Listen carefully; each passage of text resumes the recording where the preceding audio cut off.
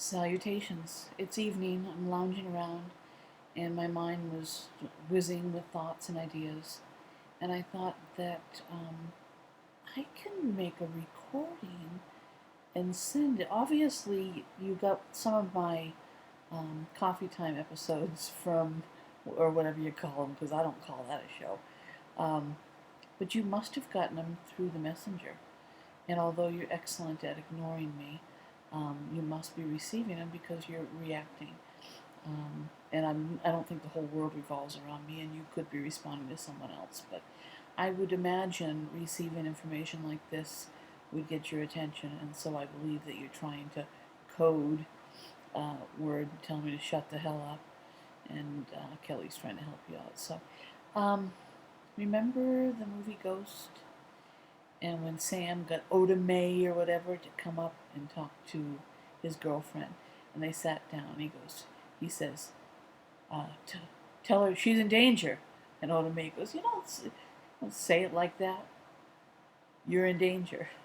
Um, and if I had to do it again, if you were put in this position, if you knew what I knew, you would probably forgive me for the bluntness. But I need to tell you a few things that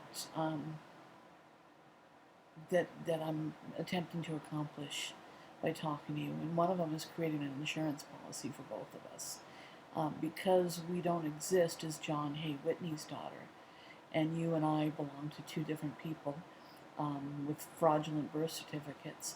We're not linked up to his money, and of course they've stolen it.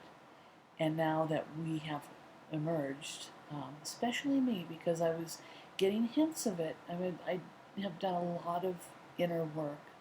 I'm a meditator. I read a lot of different dialogues, and I don't know how I tuned into it or how I became intuitive to it, but as it arose, what I noticed is that, how do I say this gently? I've had several attempts on my life, and the first one was December of 1992, December 8th, and I was home. Remember that you could have ended up in the family that I ended up with. It was a matter of choice and last minute. I don't know how they negotiated who went with who, but the family that I grew up with, alcoholics, and I did not drink because of that. And then I just was experiencing so much pain, and I didn't know what pocket to put it in. And I remember I had not drank ever. And sometimes I heard that red wine was good for you. So I would try, I'd buy a bottle, and I'd forget. It was not part of my life. But when I found out that things were awry, and it started with my birth certificate, and sealed orders, and the silence and the panic of my family. And then my mother sending me another fake birth certificate, and I said, Mom, the gig is up. I know. The Gallup Vital Statistics is not gonna, put a job on the line and lie to me. And she told me, no, Johnson City, New York is where they told me I was born. And she says, ma'am, you're going to have to. First, she asked me if I could talk to my aunt, and I said, why would she have my birth certificate? And then she said, why, maybe you could talk to your mother. And I really pushed him. I said, hey, look, I paid $78. I gave you a copy when I mailed it in, and I can read the number right off the top. She says, ma'am, you're going to need to talk to your mother. Johnson City, New York is a small town, and no baby was born on October 24th, 1963 in Johnson City. So you're going to have to talk to your mother. And that's when I knew, oh my God. And then I asked my sister, behind my mother's back. At first I thought she had an affair. And so I'm a baby from an affair, and they just absorbed me. That's why I don't look so familiar. And then I asked my sister Remick, who I was closest to, if she would do a DNA test with me. And she was like, yeah, I just want to know. I want to know if I'm your half-sister, or if I'm not, I want to know. And then her husband called, livid. What the hell is wrong with you? That's your sister. How could you? She is not doing the. Well, no, because that would get them in trouble. And then, I have 3 sisters and a mother. My father's passed away. But before, I'll tell you what he did before he passed away. But what I said, that's fine. To my sister Remek, I said, that's fine. The next time I go to their house, I'll just steal their toothbrush. That was the last time I ever saw my family. It's been decades, a decade anyway, over 10 years. And now that I know, they have a lot at stake. They hid me. They stole our inheritance. My family helped your mother. And if there's anything I'm going to say, the bottom line is I never met your mother. But your mother had some problems. And she had a love or a desire for wealth that consumed her. And she wanted the prize. And our father was the prize. And when she didn't get it, she got revenge. And I'm sure our father planned on leaving Louis and her and our families all thank yous for raising us. And, as we got older, I think that they all felt that they would be in his will. And when they ever hit us and refused to let us know him and denied him a relationship, he didn't go to the court because he's a very famous figure. And his cousin, Cornelius Vanderbilt Whitney, a Sonny they called them, he had gone through the whole Vanderbilt. That was his mother. And the rich girl, poor girl, the Gloria Vanderbilt story, they had already gone through all of that and the fighting back and forth. And so he wasn't going to go through this public affair. And for whatever reason, when he passed away, I'm sure they were cut out of the will. And when he left the money to us, what a ballsy move. But that was, they talk about the 5 love languages, that people speak in different languages. Some people experience love through touch and intimacy. Some people experience love through a beautiful sunset with their spouse and taking in nature. Some people experience love and feel loved by being praised. And some people, it sounds materialistic, but some people experience love through gifts.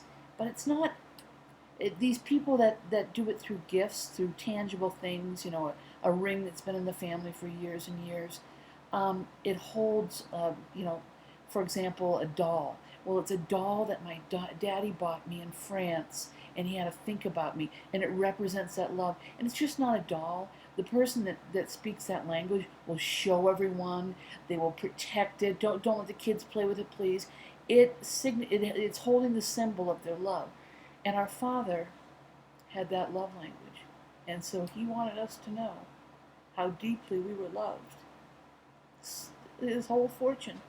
And only the heavens know why the money funnel just kept on coming down to us. He could have had another affair and had a son, or and left it to him. Anything could have happened. And since I'm the firstborn in a lot of wealthy families, the money goes to the firstborn. But no, he wanted it divided. There was no. I don't believe there is. I mean, I haven't experienced twinhood yet, so I don't think that there is a placement of first, between 30 or 40 minutes between one arrival and the second one. But you must have kicked me out of the womb first, like you are now. Oh, you drive me bonkers, because you feel that it's an attack on you. But this is the deal. I had to let you know, because in December of 92, the man that I called my father, the man that would sucker punch me in the face, and my nose would be bleeding on my cowl neck, my favorite cowl neck, and he wouldn't let me get up, and he's an abusive alcoholic. And my oldest sister was also very abusive. She would hurt us, lock us in closets, and it was not a good family to be raised in, and it wasn't a good environment. You could have ended up in that household. There are no excuses for it. However, at the end, our Uncle Sonny and our father, John Hay Whitney, had a lot of mutual businesses. And so when our father died in 1982, Sonny was still holding a lot of those assets. And they were very, very close. He knew about us, and as he got older and it was getting closer to die, I believed that it was necessary. I'm already over the time, I think.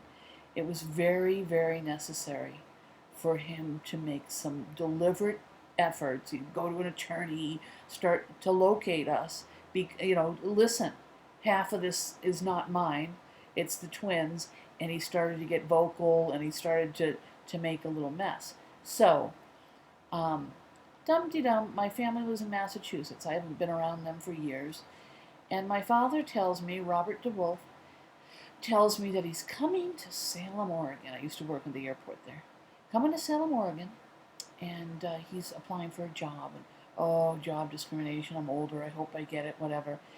And when he shows up, he's going through a diabetic. I thought I checked for diabetes my whole life. My father was insulin dependent. He would shoot his stomach. I don't eat a lot of sweets because I thought that I was predisposed to that. I'm unrelated to him. But he got off the airplane and he got to my truck and he had to sit down. I thought he was going to go into a diabetic shot, and he took his insulin, but he had checked it and he didn't take it with him. But the reason is he checked in his insulin. He had something else in the insulin bottle. What he did was he spent the night. He had me call my mother, I love you, goodbye. And he said, I have a very early interview and then I'm flying out. But he woke up in the morning. He was not a man, he got cared for. My mother was a stay-at-home. She was an RN, a maternity ward nurse, in her early 20s, and she never worked again. So she stayed home and waited on my father, hand and foot. And so I said goodbye, and he went to bed, and I dreaded having him there. I didn't want my son to be around him. I mean, it was just, I was very nice because he was my father, because I was obligated to it. And I always felt that I was very defective. What daughter would dislike their father? There's got to be something inherently wrong with me that I don't love my father. And I never heard I love you from him. I'm not, woo, poor me. I'm completely okay with it because he isn't my father, thank God. Thank God it was a relief. But he got up in the morning, and I had a nanny, Jen was her name, that came over to the house. And I'm an air traffic controller, so I'm going to the tower. And I'm opening. And my father gives me the coffee. He got up and made coffee with sweetener. It was delicious. I was like, thank you, Dad. Oh, my, what a treat.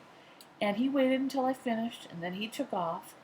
And about 5 more minutes getting my son Jeffrey ready and getting my stuff together. And I hop in the car, and I don't get to the end of the block. And I'm hurling. I mean, instant vomiting. Oh, my God. I am so sick. I go about, another block or two, and I pull over and I throw up again. And I start driving to the tower, and I'm like, oh my God. I mean, instant, within 20 minutes, I don't know. But anyway, I get to the tower, and I go up to the top of the tower and start making calls. Someone's going to come in and open. No one answered their phone. I was laying on the ground. United 1219 test, normally to it, right? Wind, altimeter, blah, blah, blah. I couldn't get off the ground. I was vomiting. Finally, one of the shift, Jeff came in, and I said, please, I'm so sick. I think I'm going to the hospital. I don't know. And I went downstairs, but I was so sick, I couldn't even make it down the stairs. Finally, I took a breather, and more people were showing up, so I was embarrassed. I got in my car, and I was able to make it home. And Jen was there. I said, you've got to stay. I'm going to take a bath. And finally she said, I've got to go. I've got to go. So her mother picked her up. I was still in the bath, and Jeffrey was. Anyway, I got out of the bath, and I took 2 steps, and boom, I was on the ground. And I just was, oh my God. It was horrible. Being poisoned is a very painful thing. And so I'm on the ground, and I hear Jeffrey. He's in his clothing, and he loves baths. And he's stepping into the bathtub. I can hear him. And it was because of that I grabbed the phone and I called 911. And it saved my life. But the doctor, after my surgery, and I was butterflied open, and I was left taped open. They didn't stitch me up so the toxins could run out of my body. The doctor had sent me roses, and I said that, and the nurses said that's unusual. It's actually kind of a no-no. I wonder why. And they said because you were the closest he's ever had to losing someone. I was very critical. So Robert DeWolf, my father, came over and tried to